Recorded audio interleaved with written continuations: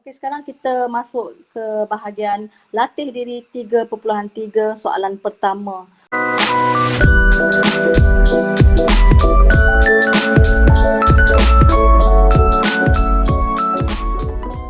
Okey, soalan penyelesaian masalah. Okey. Okey, di sini. Okey, kat sini kena betul-betul mahir untuk menukarkan ayat kepada bentuk matematik. Okey, kita baca dulu. Patricia invested. Okey, dia melabur sebanyak 24, alah silap. Sekejap ya. Melabur sebanyak 24,500 into unit trust. Okay, she divided the money into 3 different unit trust account P, Q and R. Okay, kita ada account P, account Q, account R. Jadi 24,500 ni kita bahagikan kepada 3 account. At the end of the year, she obtained a profit 1,300. Okay, dia dapat untung 1,300. Okay, the annual evidence for the accounts are 4%, 5.5% and 6%. Okay, selalunya kedudukan susunan part 5.5 dengan 6 tu maksudnya PQR. Kalau disebut PQR dulu di hadapan, kesimpulan dekat sini pun PQR juga. Okay, jadi saya buat macam ni lah. P, Q dan R. Okay, P 4%. Okay, Q 5.5% dan R 6%. Okay, the final amount of money in account P is 4 times that in account Q. Maksudnya jumlah akhir dalam amount duit dalam account P ni 4 kali ganda dalam account Q. Okay, kat sini cikgu highlight dulu. Okay, account P, okay ni warna hijau. Okay, ni boleh buat persamaan ni. Okay, lepas tu how much money did she invest in each unit trust? Sekarang ni kita nak tahu. Okay, sekarang ni kita nak tahu. Sekejap ya. 24,500 tu okay dibahagikan kepada 3 PQR. Jadi kita nak tahu P tu sebenarnya berapa ribu, Q tu berapa ribu, R tu berapa ribu. Okey, jadi mula-mula kita perlu berfikir dulu. Okey, cikgu guna yang hijau tu dulu. Okey, yang hijau tu dia kata P adalah 4 kali ganda Q. Okey, P adalah 4 kali ganda Q. Jadi cikgu buat macam ni. Oh, 4 ni sama dengan P ni sama dengan 4 Q. Macam tu. Jadi di sini kamu dah berjaya mendapat satu persamaan. Okey, daripada warna hijau tu. Okey, seterusnya kita boleh wujudkan persamaan macam ni. Oh, bukankah jumlah semua duit kita 24,500?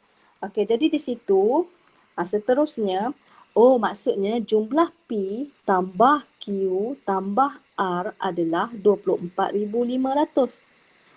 Gitu. Okey, jadi kat sini dapatlah persamaan kedua. Okey, seterusnya apa lagi? Okey, seterus lagi persen. Okey, persen. 4%, 5.5 dengan 6. Itu pun boleh jadi persamaan yang ketiga. Itu maklumatnya. Okey, cikgu buat warna biru pula. Okey, 4%. Okey, kalau boleh 4% tu jangan letak 4%. Kita tukar kepada perpuluhan. 4 bahagi 100 adalah 0.04. Jadi 0.04 P. Okey, lepas tu tambahkan dengan 5.5%. 5.5 bahagi 100, 0.055 Q dan 6% adalah tambah 0.06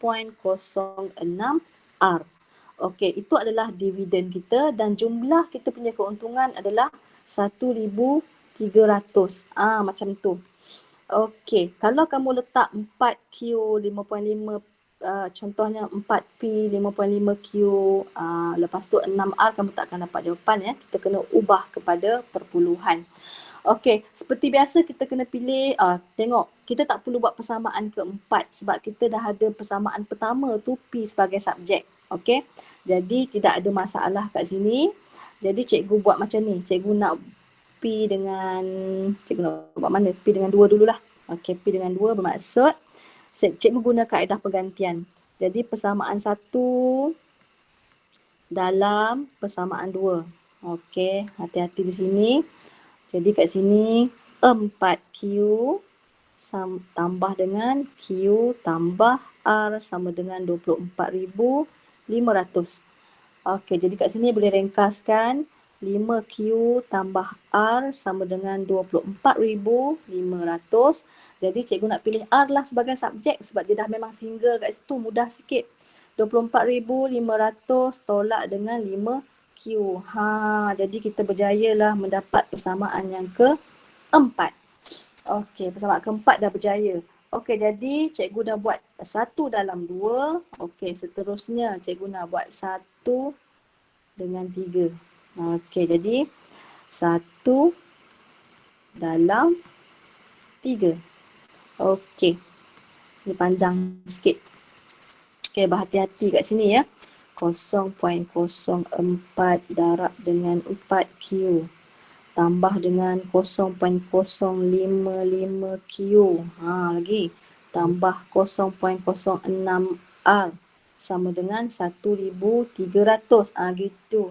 Lepas tu ringkaskan. Ringkaskan, kita hati-hati bila darab tu. Titik perpuluhan jangan tersilap. Okey, tambah 0.055Q. Cikgu Dalina ke Cikgu Anon cek? Saya takut pula tersilap kira. Okey, main sedap dia tulis. Okey, sama dengan 1,300. Okey, cikgu nak pilih R sebagai subjek. Okey, dekat sini apa lagi boleh? Okey, Q boleh ringkaskan lagi kat sini. Cikgu bawa pergi kanan ya sebab ruang tak cukup. Okey.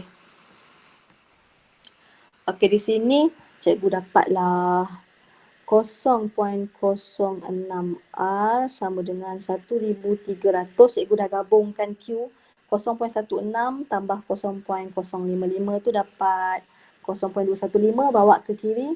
Negatif 0.215Q. Jadi R akan dapat 700 tolak 0.0215Q. Okay, divide by 0.06. Okey. Dekat sini kita berjaya mendapat persamaan yang kelima. Okey, jadi macam biasalah 4/5. Okey, 4/5. Okey, panjang sikit working step kita. 5. Okey. 4/5 kita akan dapat macam ni. 300 tolak 0.215Q divide by 0.06 samakan dengan 24,500 tolak 5Q. Panjangnya. Okey, jadi kat sini kita ringkaskan, darab ke kanan, kita akan dapat 1,300 tolak 0.215Q. Okey, 0.06 darab 24,500, cikgu akan dapat 1,470. Negatif 5 darab 0.06 dapat negatif 0.3Q. Dekat sini kumpulkan Q Okey, cikgu ringkaskan cepat sebab tak ada ruang. Okey, cikgu dapat 2,000. Kamu selesaikan kat sini lah, cikgu pendekkan. Tak ada ruang kat sini. Okey, jadi nak cari R. Q masuk dalam 4 atau cikgu pilih 4 lah, senang sikit. Okey, seterusnya Q sama dengan 2,000. Okey, dalam 4. Okey, dalam 4. Okey, jadi R sama dengan 24,500 tolak 5Q. 2,000. Okey, dekat sini cikgu akan dapat 14,500. Begitu.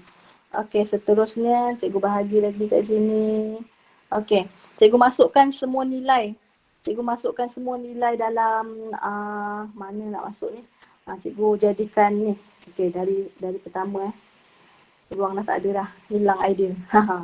Okey, cikgu masukkan nak cari P, maksudnya P sama dengan 4Q. Kita tadi 2,000. Okey, kita akan dapat 8,000. Yes, berjaya. Okey, ada soalan ke untuk di sini? Betul. Good. Okey, ada soalan ke? Kalau tak ada soalan? Cikgu, saya ada soalan juga. Okey, ya, silakan. Cikgu, kalau biasanya dalam peperiksaan soalan ni dalam berapa markas ya? Okey, sebab ini adalah KSSM yang terbaru, sebab untuk KPSM tak ada tau. Okey, kalau selalunya dalam apa nama ni, kertas 2 atau kertas 1 tengok kadang-kadang dia dalam 4 ke 5, 6 markah lah, 4, 5, 6. Selalunya kejap kalau 4 pendek sangat 6, 7. 6 ke 7 markah, 6, 7, 8.